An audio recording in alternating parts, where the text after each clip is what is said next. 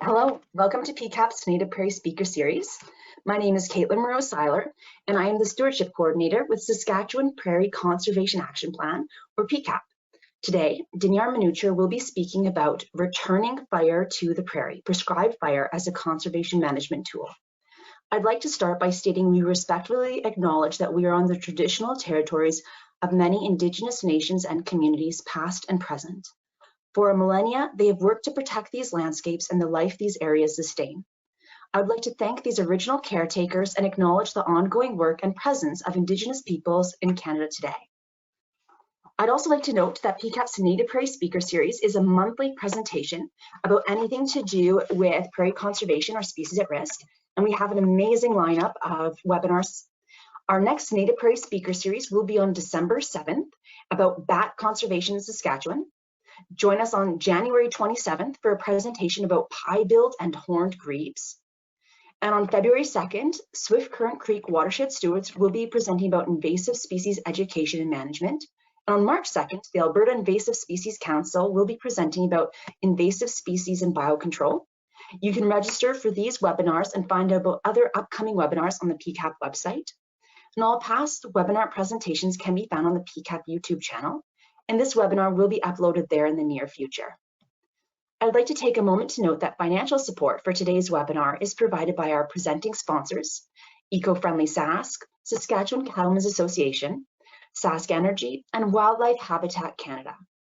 Our supporting sponsors are Camp Wolf Willow, as well as Environment and Climate Change Canada. In-kind support for this webinar has been provided by the Canadian Prairie's Prescribed Fire Exchange. And a reminder to our listeners out there, if you have any questions during the presentation, just type it into the questions section of the webinar dashboard at any time during the presentation. And if you're on a cell phone, just send it by chat to the organizer, and questions will be answered at the end of the webinar. So a bit about today's presenter. Dinyar Manucher's career in fire started as a provincial wildland firefighter in Alberta. Through the years, his role changed from crew member to fire operations coordinator for Grasslands National Park. He is now the prescribed fire coordinator for the Canadian Prairie's Prescribed Fire Exchange, where his role is to facilitate learning and prescribe burning opportunities for agencies, communities, and landowners alike. Dinyar believes that with the combination of fire and grazing, we can help maintain and reestablish native prairie, one of the most endangered ecosystems in the world. So with that, I'm happy to turn it over to Dinyar.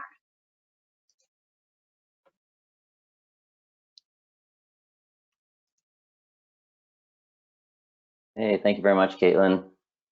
Just to make sure you can see my screen with the presentation? Yep, perfect. Right, perfect, then let's get started. So yeah, again, thank you, Caitlin, for the introduction. Thank you, PCAP, for hosting us and allowing us to speak today. And thanks everyone for sharing your lunch hour with us and letting me speak to you about prescribed fire, and more specifically, its capacity as a conservation management tool on the Canadian prairies. So I think it's fair to say that everyone has their own unique relationship with fire. And I was going to start this presentation by speaking a little bit about one of my early experiences in fire, and most specifically fire and the rejuvenating properties of fire. So to do that, take us back to 2016, and I'm sure most people remember the Fort McMurray wildfire. On May 1st, 2016, fire started southwest of Fort Mac, and by May 3rd, the fire had swept all the way through town, taking with it thousands of homes and businesses. It was declared under control about 2 months later on July 5th, and it would be a full 15 months before it was considered extinguished. Ultimately, it would be the costliest disaster in Canadian history, and it was the largest mass evacuation in Canadian history. Now, during this time, while the helicopters and aircraft were way at the front, dumping water on the fierce head of the fire, one thing that I didn't know about wildfire fighting before I was on a crew was that a crew's job is often to just hike behind the fire and make sure you're cleaning up in its wake. Suffice it to say, that summer consisted of a lot of hiking, a lot of digging, and some pretty rugged boots. So on the left, you can see a photo from June 16th. It's about 40 days after the fire. And I say about 40 days because I wouldn't be able to tell you exactly when the fire went through this specific section, but there we were, cleaning up the hot spots, making sure that nothing takes off behind the fire in the event of a wind shift or whatever it be. As you can see, super lush grass is coming back, and everywhere we went, we were starting to see a return of the vegetation and also the animals that are coming along with it. On the right is a photo from one day later. Again, a lot of really rich, nutritious vegetation coming back. And you can see that we did get a good deal of precipitation in that time. And so of course that goes along with it, but it's just to show how quickly the forest started to bounce back. Now, understandably, the priority of a fire crew is not to notice how quickly the grass is growing back. And I may have even missed it. Had it not been for, oops, next back on. Is that good? You can see the screen? Yes. Yep, perfect. Right on.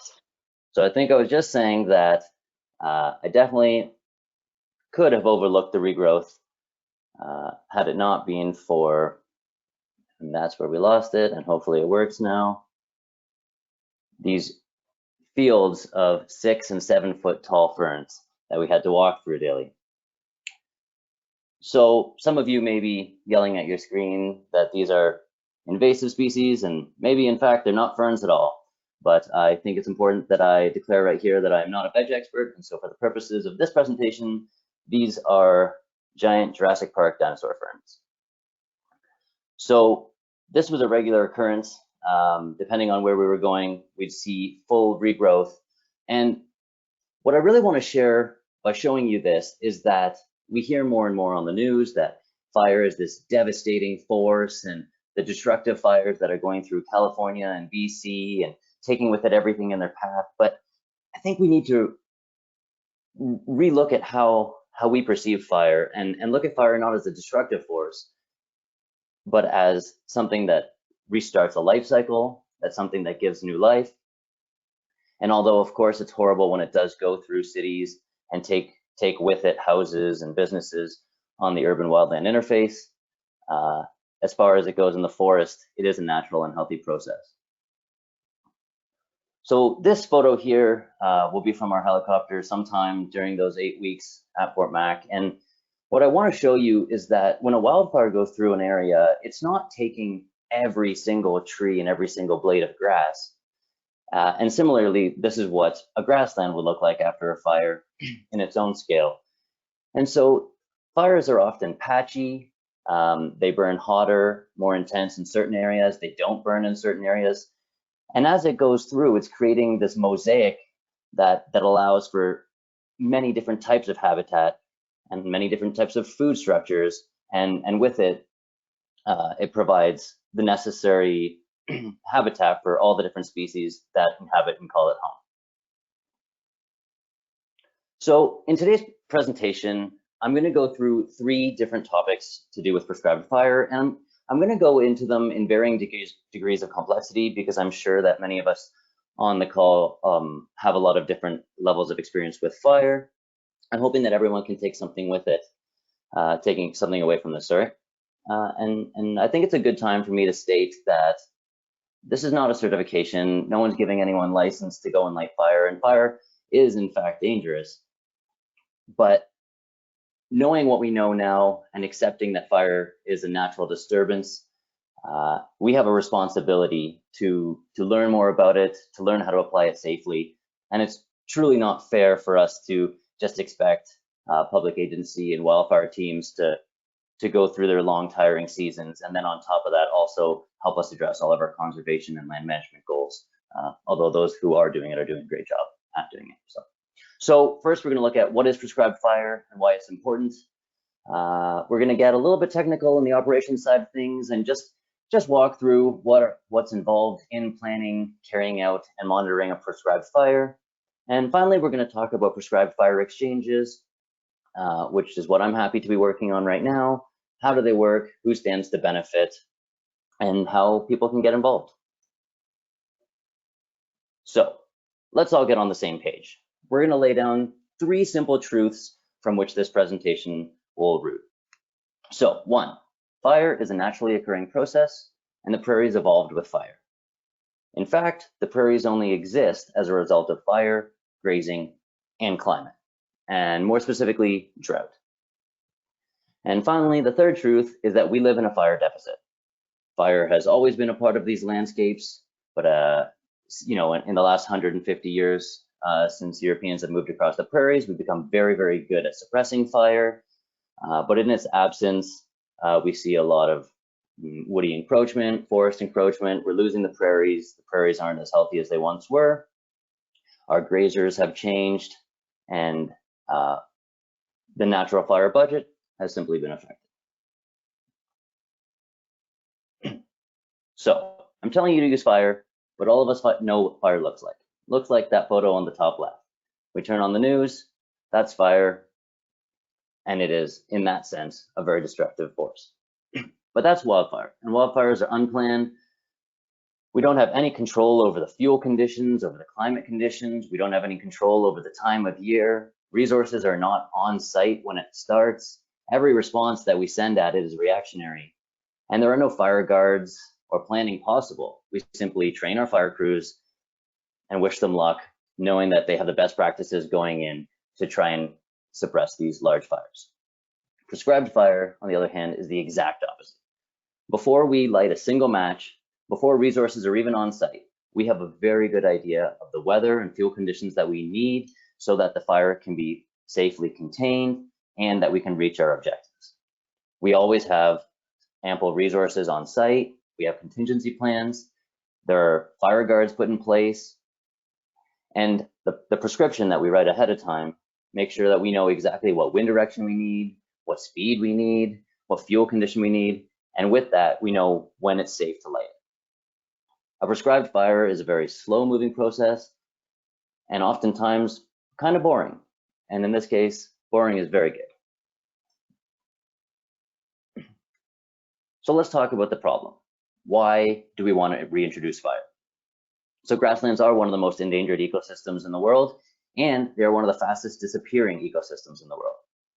We currently are living through a global extinction of species, and the more grasslands that we lose with it those species that call those ecosystems home. 70% of the Canadian prairies has now been converted to other land uses, and even those that remain intact as native prairie, everything's been so divided and fractured that we've become better at accessing those areas and putting down fire as soon as it starts, therefore further disturbing the natural regime, and we see this decline in habitat quality. From a safety side of things, we see an increase in fuel buildup, and as the fire seasons are getting longer, drier, and hotter, we also see increased suppression costs and a need for more and more resources to take care of these problems. On top of that, even when we accept that prescribed fire is necessary, there are so many factors still so many hurdles that we have to overcome. Training up until this point is limited to public agency. There's very unclear Canadian laws regarding liability. There's high costs associated with it, whether it be personnel or equipment. And so one of the big goals of the exchange is to kind of address these hurdles and acknowledge that as a team, we're capable of doing more than we are as individuals.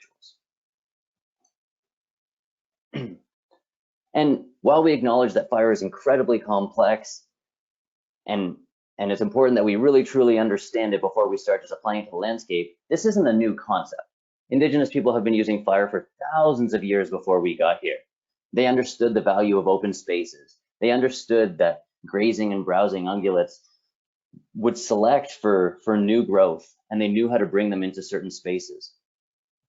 I heard a talk recently from Firekeeper, and he was saying that they would use inversion events, which is when in the evening, warmer air is held above cooler air, and they would intentionally light fires in those conditions so that the smoke would be held in the canopy and they could use it to fumigate the canopy when the mosquitoes and black flies were really bad. Now, these aren't my stories to tell, so I won't dive too deep into it, but it's just to say that there was a much deeper understanding of fire, and that a relationship with fire, it's a choice. It's a choice to deal with it in the suppression and reaction realm, or to nurture a relationship and understand that as part of a natural system. And looking at the graph at the bottom, it looks at hectares burned by Alberta wildfires.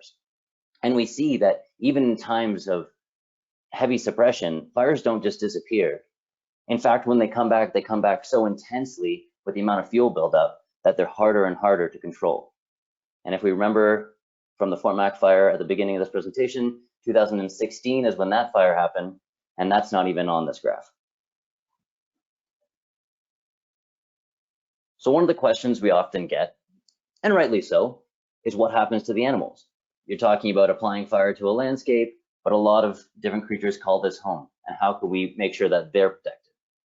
Well, you have to remember that animals that evolved on the prairie also have found their own adaptations to this natural process. Lots of animals, including certain types of birds, have learned to burrow. Others can fly away, and others just learn to find the black. In wildfire, firefighters are taught that in a grassland environment, in the absence of a heavy duff layer, once grass is burned, it's now considered a safety zone, and that's why we're always taught to attack from the black. Similarly, if you feel like taking a deep dive down YouTube, you'll find lots of videos of cows just knowing to go to black burnt areas for their own safety, and other animals know the same.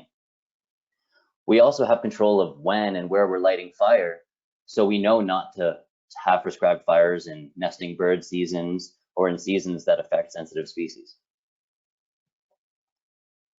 In fact, as this graph demonstrates, there's a lot of benefits to a lot of these species with fire. Now, I'll admit that this graphic is oversimplified, but essentially what it's saying is that in the time since fire, the habitat goes through different structures at which it's most ideal for certain species. And so this is also in combination with the time of year that we have a fire and the amount of precipitation that comes down after the fire. But it's to say that a lot of the different animals have a lot of different needs.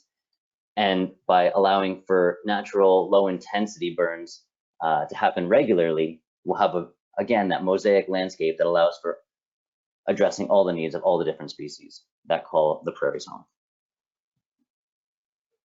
So there's a lot of different effects of fire on grasslands, and we won't go too deep into too many of them, but I've divided these ones into plant and animal biodiversity benefits, and then also from a management side, we'll take a look at that. So as we saw from the last slide, it creates the variation in vegetation, which is important for many species habitats. It also creates complex food webs and biodiversity at numerous scales.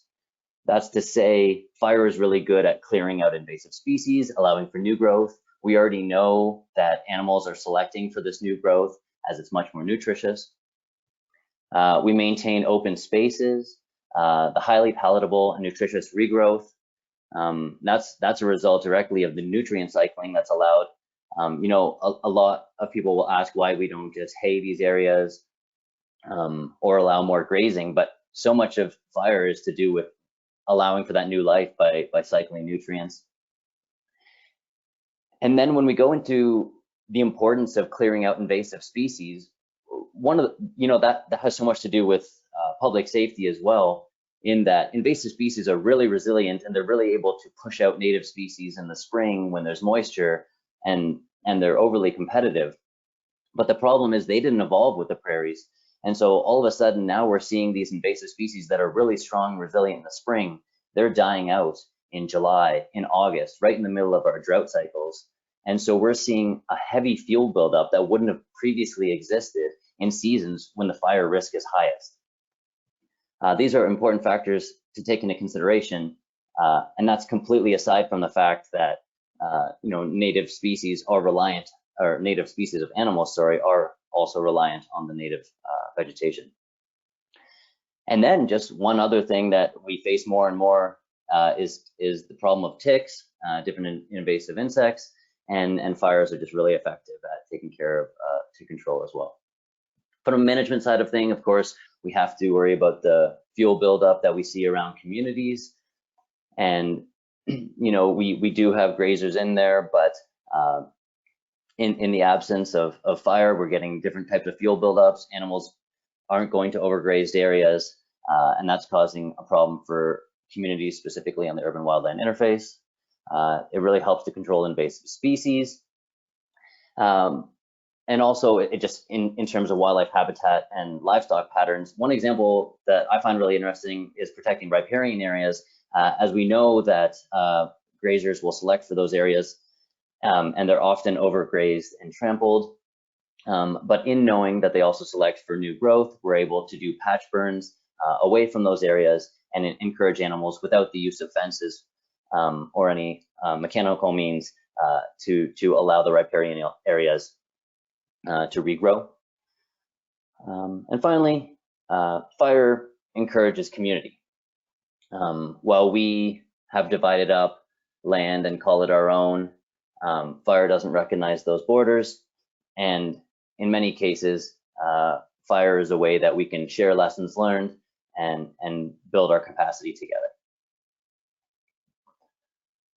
So just diving a little bit deeper into one of those topics specifically. Now, I do admit that this is beyond me, but I did want to share it because the University of Saskatchewan did a study in 2013, and they were looking at maximum total forage production in relation to 2 separate ecozones. And what that means is that, I guess what I want to challenge us to look at is that when we look at a field or look at a forest, don't just assume that because it's there and because it exists, it's healthy. You know, the introduction and the use of fire helps to clear out and allow for new growth. And so this study looked and found that in brown and dark brown soil zones, the maximum total stored forage production occurred at 51% and 38% total canopy cover. And so what that means is that with this excess buildup, we're not even seeing the growth that animals want to eat anyways. So just because the prairie exists doesn't mean that it's necessarily providing everything that the species that live there need.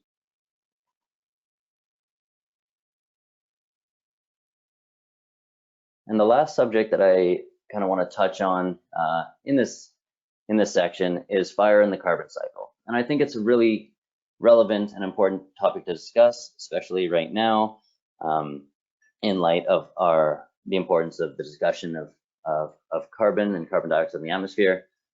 So yes, in short, when we light fire intentionally, we are releasing carbon into the atmosphere. Forests, grasslands, they are considered carbon sinks, and that is something that we definitely have to consider.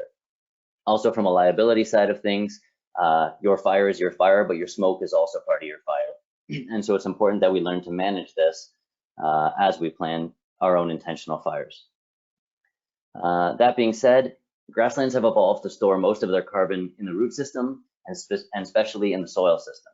So when we use prescribed fires, we can keep the intensity low enough not to impact that soil structure. And the root system of the native species specifically is deep and intricate, and that's where most of the carbon is stored. Also, it's not a matter of fire versus no fire.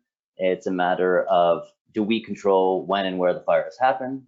Can we keep them less intense so that the burn doesn't burn as hot and deep and doesn't affect the soil, doesn't burn out the root systems, and in that doesn't release as much carbon. Also, it's important for us to scale out and look at ecosystems as a larger component than what happens in any one given day. One example of this is in Cumberland House, Saskatchewan. They're burning Phragmites from wetlands. We know that wetlands are an extremely efficient carbon sink, and so we're looking at our larger goals and how fire helps us achieve those. Recently attended a webinar from the American Fire Exchanges. The webinar series is called Fueling Collaboration. I super recommend that people join if they haven't already. They were discussing this exact topic, and studies have shown that pine stands, for example, in the oak savanna ecoregions, it took them about 2 to 3 years to reach carbon neutrality. So that's to say that, yes, there was that release of the carbon sink during the prescribed fire, but it is well documented that new growth is significantly more effective at sequestering carbon. And we were able to see that within 2 to 3 years, we reached neutrality, and everything on top of that returned to being the sink. So it's interesting stuff, but I assume that most people are here to see photos of stuff burning. So let's get into the operations side of things.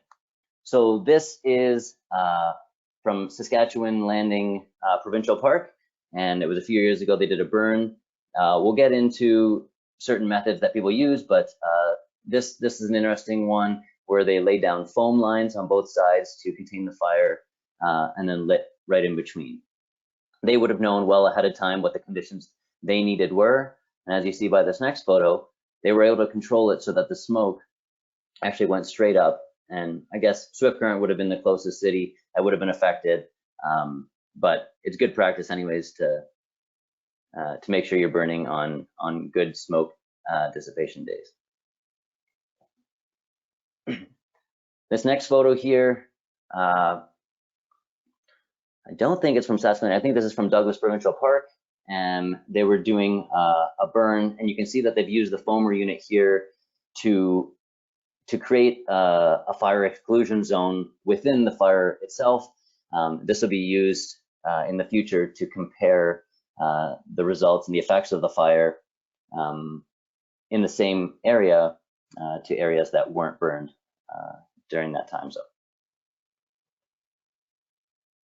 And this is a different fire. This is from Old Man on Its Back in southern Saskatchewan, but it's a photo of 1 day after the fire and then 14 days after the fire. And there's a few things I want to point out here. Of course, it's really exciting to see that regrowth.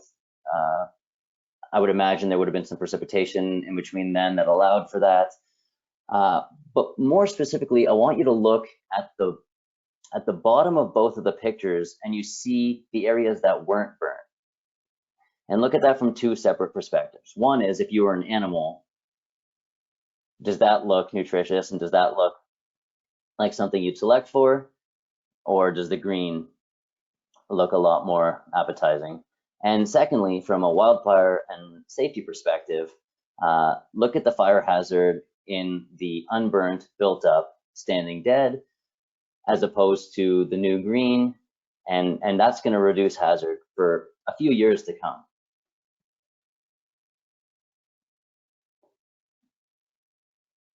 So everywhere we look, the headlines talk about using prescribed fire.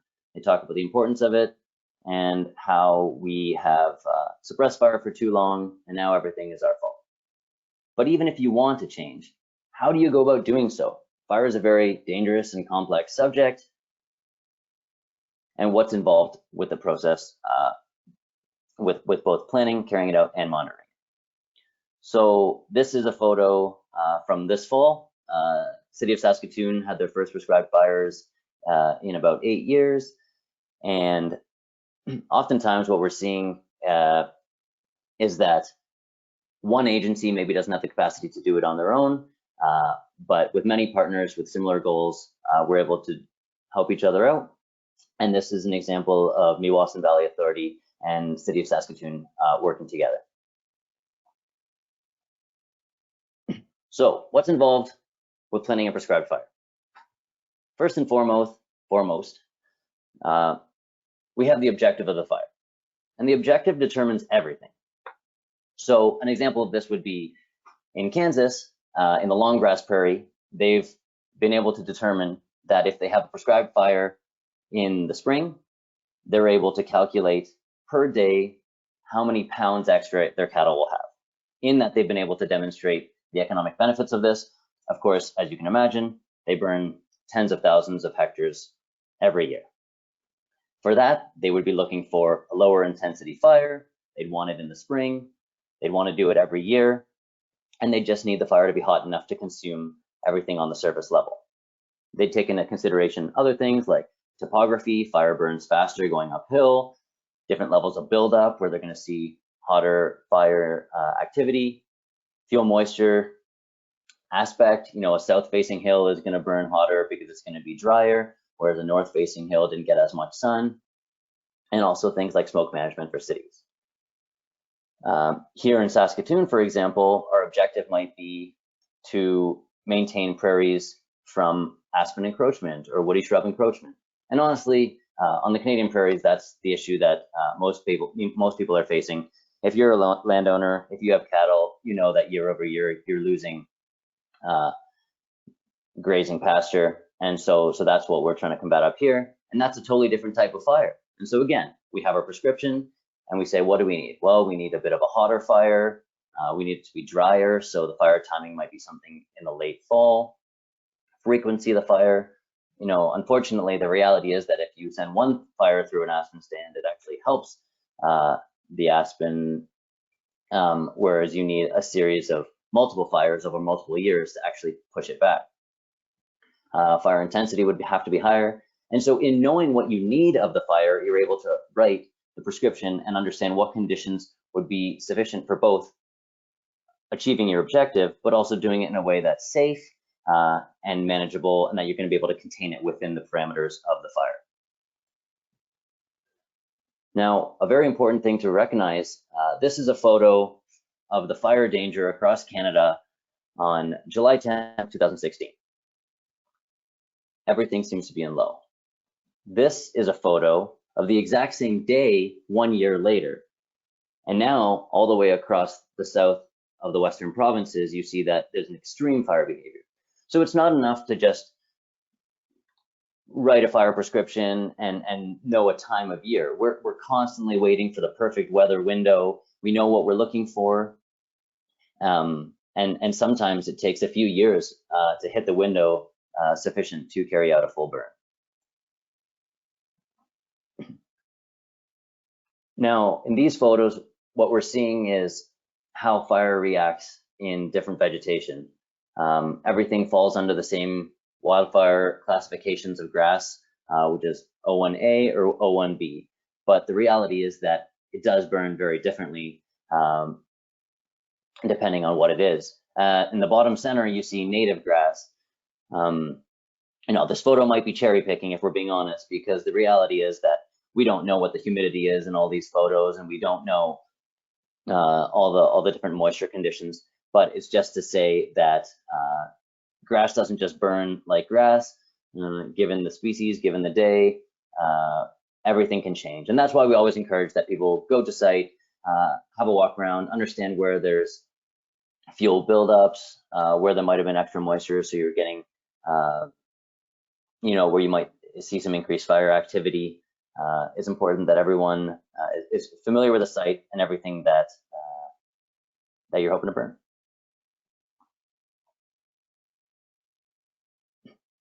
So fuel load is another one of those considerations. We were talking about the continuity of fuel and also just the amount of buildup. And so this is the same day and location. And the first photo, it could have been taken. This is Environment and Climate Change Canada at Last Mountain Lake. And the first photo, it could have been just taken in the morning, and the second photo at 2 o'clock in the afternoon. You're getting your peak burning between about 10 and 4. And so it's important to always keep track of, if you want to light a fire first thing in the morning, make sure you know that, hey, fire behavior is going to be picking up during the day. It could have also just been a matter of areas where there was a heavier buildup, which it seems like this one was. So these are all considerations that need to be taken, and things that fire managers and fire planners are taking into consideration. Fire breaks are probably one of the most important components of a prescribed fire. So on the top right, you can see that they put in their fire break by mowing, using an existing path, and then actually using fire to create black ahead of burning the main unit. That might have been done days ahead. That might have been done the morning of. It totally depends, but essentially you're looking for lower risk conditions to burn your guard, and then increasing the barrier, the fire break, for the fire to escape. And in the bottom right, you're seeing that they've mowed some line. They would have put down a wet line as well. And the fire breaks, essentially, they're allowing you time to react and both light and contain the fire safely. So here we go, purposes of fire break. So you can control the fire perimeter. You have access to safer ignition, so you're not walking through heavy fuels to ignite. Providing a safe zone for embers and spots, really that is the same as the last point, which is allowing for time to think and act. In this photo, you can see that there's some pretty significant fire activity, but if you look at the amount of black between that fire tender and the fire head, well, I guess in the backing fire in that case, you'll see that if anything were to escape, it would need to have a serious jump to get to new fuel, and it would give this fire practitioner a lot of time to think and react instead of having to deal with the fire in insignificant fuel. Fuel equals vegetation. Another common practice we'll see is wet lining. So what will happen is we'll have that mow guard as we do on the right. Someone will come in before we do any ignition, they'll wet down that line, and then we'll burn right off that guard in small strips. And so in doing so, we're allowing ourselves, again, comfortable walking, don't have to worry about us tripping through fuel or being in the fuel at all. And you're able to light off a safe barrier, an anchor to fire spread. So here's an example of how it's happening.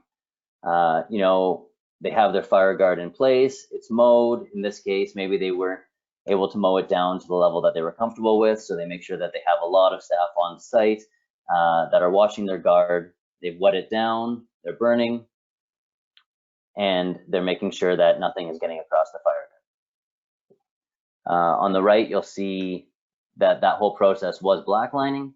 So they're creating the black that's necessary for them to then go and conduct a larger burn. So how do we actually put fire on the landscape? It's not a matter of just throwing a match.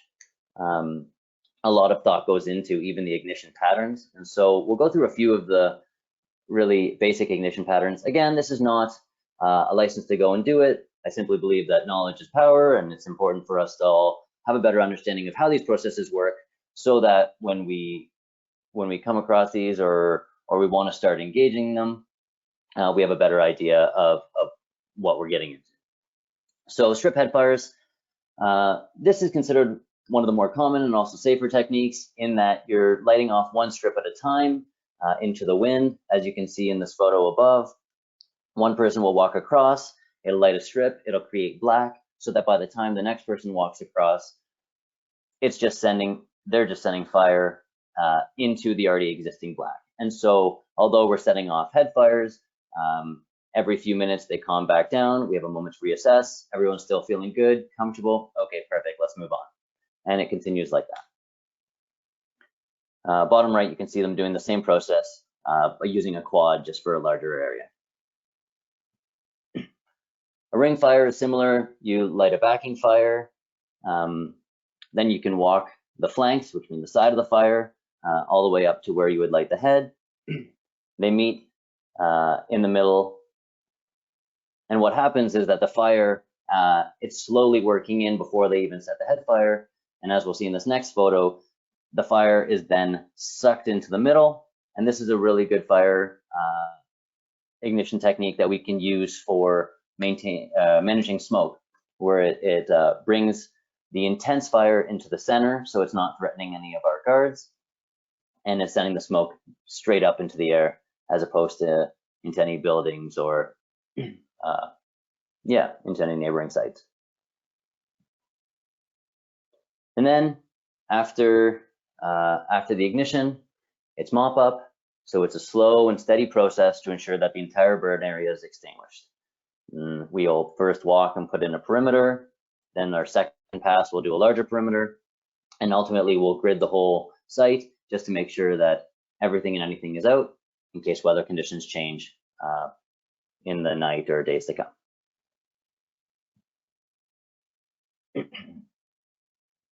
There's no value in doing what we're doing if we don't monitor it and share the message. So this is a series of 3 photos from the same site. The first one is beforehand. You can see all that buildup. It doesn't look like very hospitable habitat. The next photo is directly after the fire, and the final photo is about a year later. Now there is still a lot of buildup in there, but you can see that we have a lot of new regrowth. It's a lot more clear, and maybe after a series of fires, we'll see that this whole stand will change. So that brings us to the prescribed fire exchange itself. So essentially, We are a group of partners that acknowledge that we can do more together than we can separately. All of these groups either use fire or have used fire or are interested in using fire. And in the absence of standardized prescribed fire practices across the prairies, we're trying to come together. And thanks very much because of the Weston Family Foundation for providing funding for 5 years for us to do this. And thanks very much to Meewasin Valley Authority in Saskatoon for hosting this. We are the first organization of our kind in Canada, but there are 15 fire exchanges that exist in the United States. And while they're much more established organizations, we try to wear as many hats as we can. And we've established 3 branches of what we're doing. So in the first branch, we're trying to help conduct fires and get more fire on the landscape. We help with planning.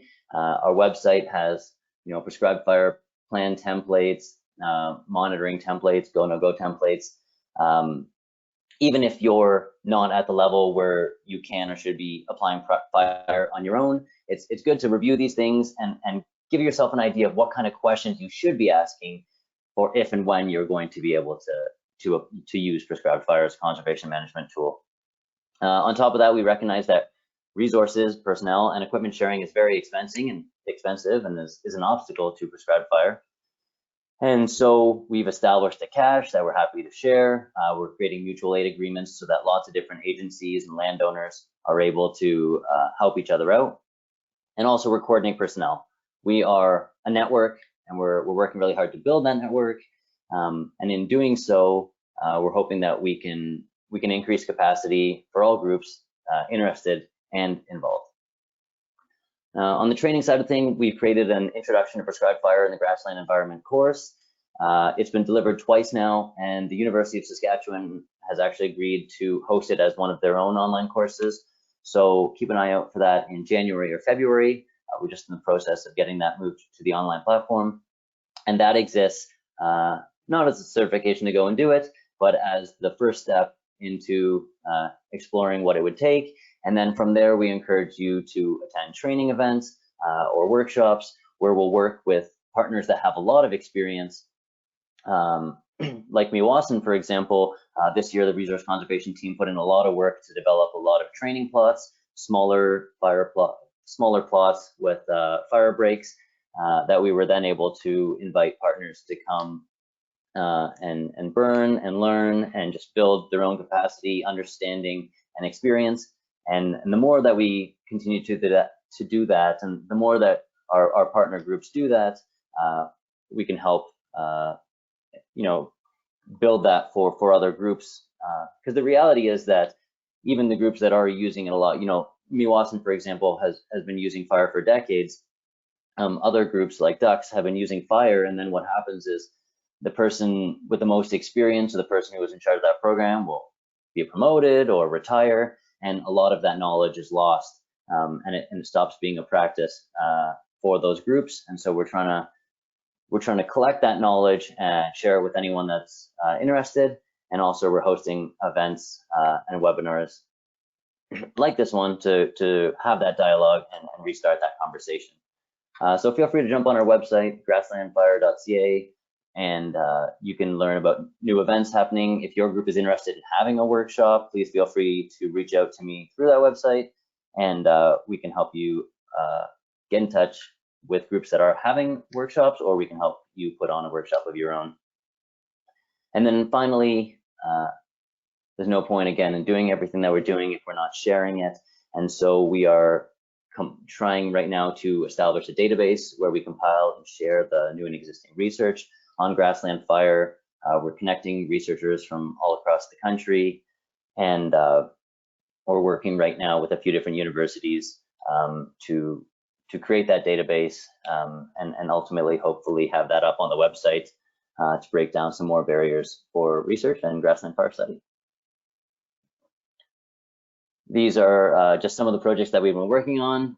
Top left, the Association of Manitoba Community Pastures. That's one group where they used to use prescribed fire a lot, and all of them have to deal with wildfire on a regular basis.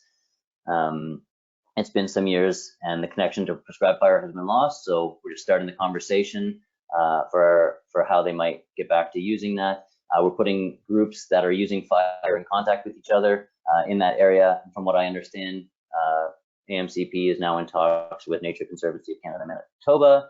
And so these are great successes where we're able to connect the dots, and essentially that's all we're doing. We're connecting the dots for people who are doing it or interested in doing it, and just making sure that people are doing it safely if they are. On the top right, we have a site visit down to, there's some community pastures in Saskatchewan. They border provincial parks. And again, since fire doesn't recognize these borders and everyone's dealing with the same problems, we're trying to bring these groups together to have the conversation to maybe conduct larger joint burns. In doing so, addressing issues of personnel shortage and equipment shortage by helping each other where we can. And then, bottom left was we've delivered the course now, our intro course now twice, to about 120 people. So we're pretty proud of that, and we hope to keep going.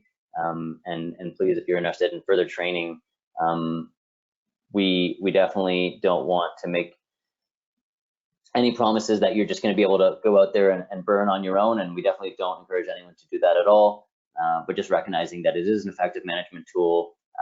Again, we're starting this conversation just to make sure that we can do it safely and try and return this natural disturbance to the prairies. Again, our website, grasslandfire.ca. If you're conducting your own prescribed fires, please do report them. It just helps us track and then seek out further funding in the future. It's also good to just know what's going on and who's doing what, and then we can get groups in touch with each other. You can also feel free to use the contact us function to reach out and get more information if that's something you're interested in. So with that, that's all I have so far. I'm happy to answer any questions if anyone has any. First of all, thank you so much for the fascinating presentation. It was really informative and your pictures were really engaging. So thank you, Dinyar. I'll turn my webcam on too. There we go. So we do have a number of questions from our listeners today. We have, I think, over 120 people on the line, which is great. So I don't think we'll get a chance to get to all of them, but we will try our best. So I guess the first one is from a listener named Tawny, and Tawny's wondering, can tilling strips of soil be used as a fire break? Yeah, definitely. Anytime that you're getting down to mineral soil, I mean, that's what you want to see. And the general rule of thumb, and this is not, I mean, this is based on a lot of different things, is you're looking for a fire break that's about 10 times the width of the height of the bordering vegetation. So yes, as long as you're getting down to mineral soil, that definitely can count as a break. And as long as you're clearing that existing vegetation or fuel off the break, it is an effective one. But we definitely don't encourage that in native pasture. So yeah, it definitely depends on where you are. Thanks for that answer. Another listener is wondering what type of foam is used as a fire break. I don't know. I've never used foam. I know we had large storages of it in grasslands, but it's not something I've used. But I'm happy to look into that further. If someone wants, they can just write to me from the website, and I'll definitely dive deep into that for you. Awesome, thanks. We have a couple people who are interested in Indigenous partners with the fire exchange. Do you have any Indigenous partners, or are you collaborating with First Nations communities to share learning, training, and experiences with prescribed fire? Yeah, we're definitely interested in that, and we would love to go down that path. I think there's a lot of great work that's already being done in that realm. Right now through the Guardians program. And there's lots of great webinars and lots of great programs that exist, and we're super happy to join. But if the opportunity arises, of course. And we do have really close to us, we have the Prince Albert Grand Council and a lot of other groups that are doing some good work. And if we can help in any way, we're of course open to it. We have some conversations, but yeah, it's a different can of worms. Awesome. Thank you. Another listener named Mike is wondering if you log how much you burn each year, like how many hectares annually? Oh yeah, absolutely. So most agencies will have, their GIS shape files and whatnot, and very specific details about the fires that they have. And that's what we're trying to do through the website, is we're trying to get people to start reporting it so that we know across the prairies who's doing what and how much. Right now, the information kind of lies with each individual organization, and we're hoping that we can in time start to consolidate that and have that as kind of, you know, a live feed on the website. Great. A listener named Barry is wondering if you burn in a cooperative type team, who takes the risk? Yeah, that's a great question. So I want to start that by saying that we are working with the Saskatchewan Environmental Law Association. Sorry for butchering that. And they're doing some work with us right now to dive deeper into the liability side of prescribed fire. So the way we've been doing it is we have these mutual aid agreements that we develop between partners, and it's very clearly established that the host agency will be the fire boss. And so the incident commander, fire boss, whoever it is the one who's leading all operations on the fire line, and we make sure that that role belongs to someone from the host agency. So for example, in Saskatoon, when Meewason's doing it, you know, we have our really experienced fire boss, Rennie Grills.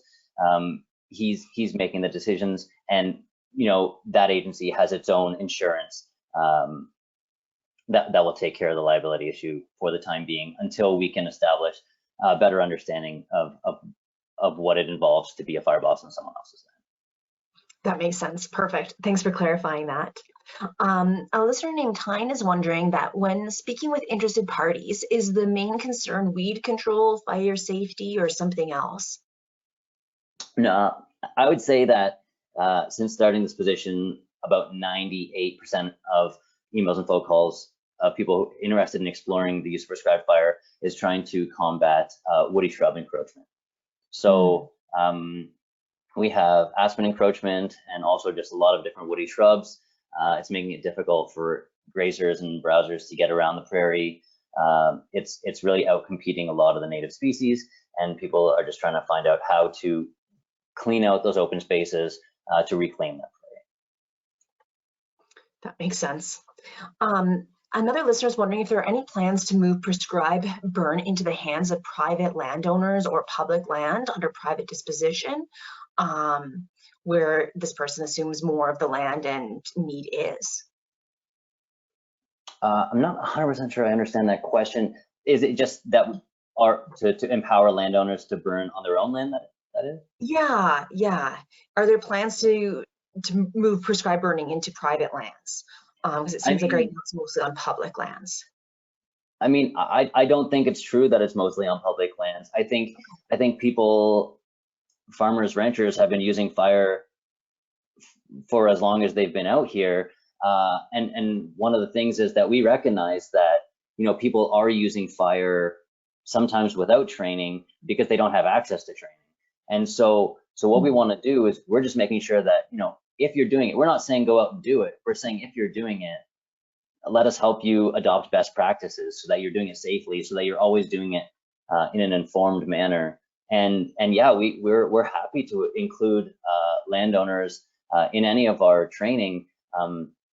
You know, in Alberta, we've had some ranch owners come out, actually drive all the way to Saskatoon to participate in some burns just so that they can build their own capacity, because they've been using fire, but they're not even sure that they're using it properly. And that's really what we're about, is standardizing the process. Perfect. Thank you for clarifying that.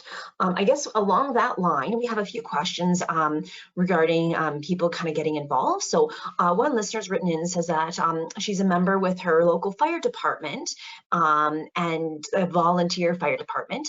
And how does a person volunteer with the prescribed burn crew? Are there opportunities there? Yeah, that's a great question. So one of the things that we really encourage is that when you're doing a prescribed fire, we kind of look at it as a if you build it, they will come scenario, where a lot of times you plan these burns and you're not sure how you're going to get enough personnel on site, and then you start contacting people. And we've seen that a lot of fire crews, both rural crews, but even the city of Saskatoon was on 4 of our last 5 fires. And they're using it as experience building and training for their firefighters. They recognize that in the spring, there's often times where they're fighting wildfires in their brush trucks, and they don't get to practice that for the whole season until the next year in spring, where they're doing it again. So in terms of from the firefighter department side of things, I mean, definitely reach out to the groups in your area, and if they're using fire, just say that you'd like to be a part of it.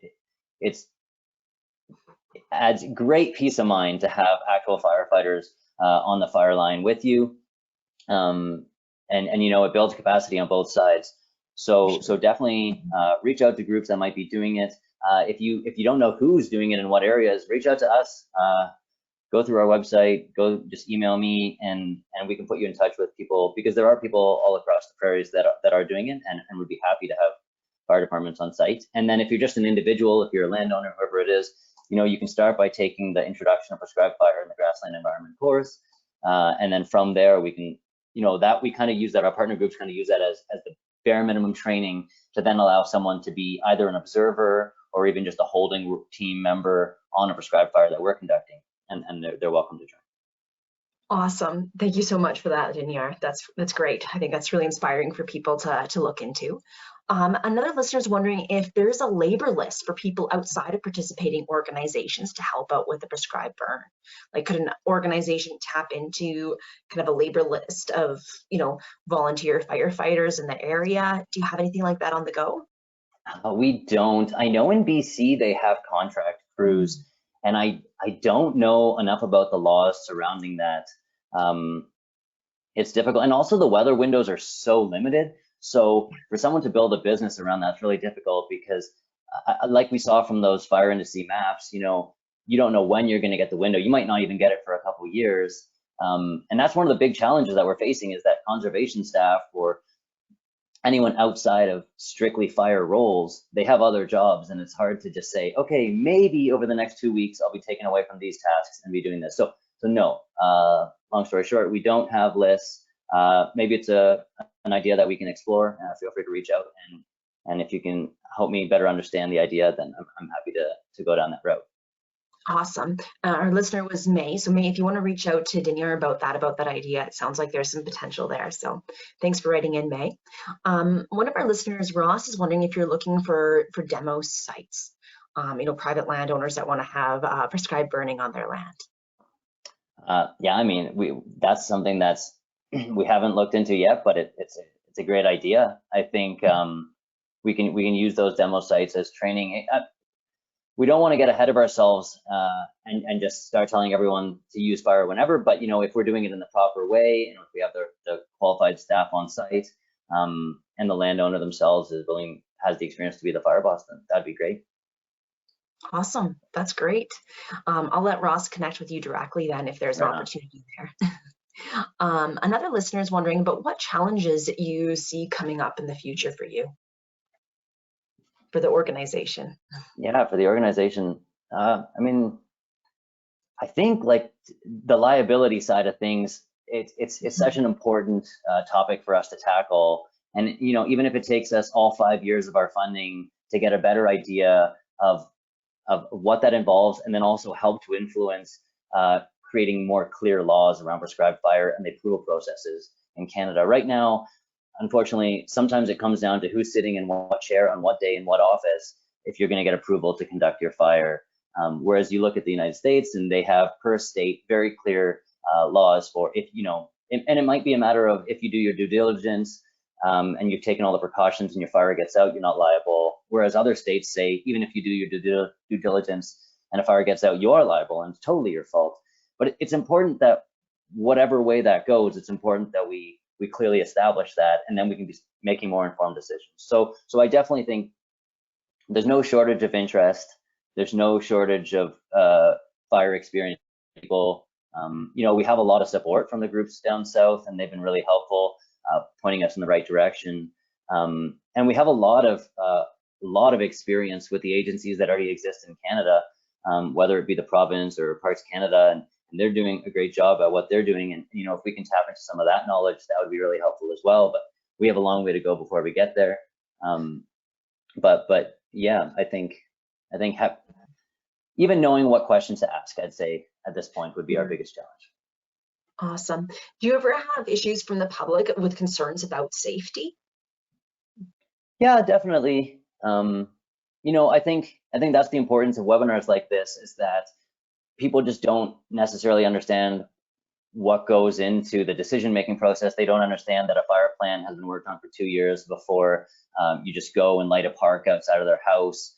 They don't necessarily know that you've taken into consideration the direction of the smoke, so that their kid with asthma doesn't get. In fact, that was actually a real scenario from this fall, and they were just concerned that a lot of people read the news and understand and have seen how it is an important process, and some people are just maybe afraid of change, or they have their own agendas, and so there's always going to be concerns and fears around something as scary and complex as fire. For sure. Thanks for that answer.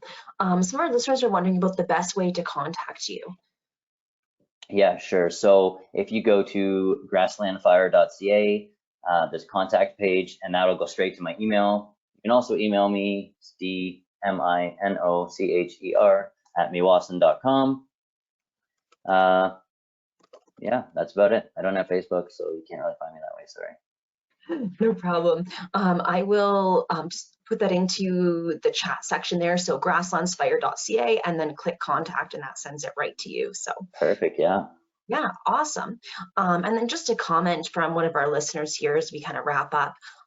He says, I conducted a number of prescribed fires in Manitoba as a regional wildlife biologist from 1990 to 2000, and found that the rural municipal fire departments were interested in assisting with prescribed fire. But as you know, you have to wait for the appropriate weather conditions, and it takes too long for the right, if it takes too long for the right weather, then the rural fire community has to back out because they can't wait around forever and need to move on to other duties. So sounds like it's, yeah, what you were describing. So yeah. And then another person has written in that they used to do contract prescribed burning and was pushed out by liability and the rather meager willingness to pay on part of ranchers. And yeah, so like you showed in your slides there, a lot of people are involved with that and a lot of cost. And this person's wondering if prescribed fire could exist without some sort of grant funding. Do you have any comments about that? If prescribed fire can exist without grant funding. Yeah. Yeah, I mean, I really want to challenge our groups, especially our conservation groups, to stop looking at prescribed fire as a single event and look at more as a process, as something that you build and prepare for every year. And once it becomes more commonplace, it's not something that is as expensive because you have that internal capacity, both with equipment and personnel. You can reach out to us and borrow equipment. You can ask us if there are partners in the area. So it's not that you need to pay every staff member on site. You can reach out to your fire departments and get them on site.